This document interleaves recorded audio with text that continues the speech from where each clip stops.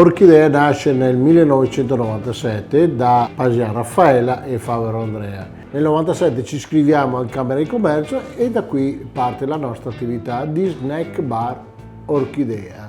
Nell'andare del tempo la nostra clientela chiede sempre qualcosa di più, quindi da qui l'idea di trasformare dal solo bar e snack bar in trattoria, quindi piatti tipici del Veneto orientale e comunque un po' nazionali. Una vasta gamma di vini sia del sud Italia che del Colio, del Trentino e specialmente dei vini del consorzio Lison Promaggiore.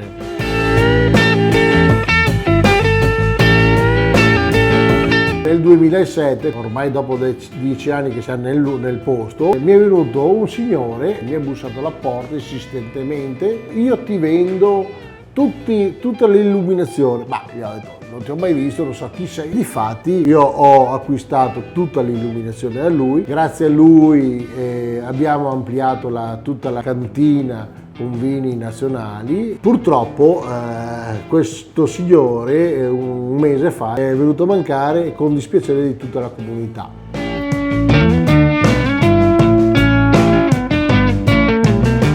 La venuta dell'internet, con tutti i più grossi centri commerciali, piccoli negozietti vanno a soffrire dei prezzi concorrenziali della grossa distribuzione. Per una grossa distribuzione a un prezzo minore abbiamo una qualità forse a volte un po' più scadente rispetto alla qualità del negozio del piccolo paese. Bisogna comunque lo stesso far vivere il piccolo commercio, perché è più un rapporto umano, dall'altra parte c'è solo un rapporto economico.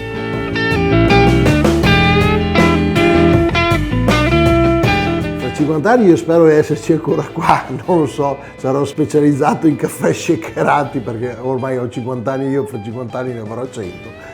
Spero nel futuro di qualche giovane che comunque abbia la pazienza e la capacità di gestire i locali non solo dal punto di vista economico ma dal punto di vista anche sociale.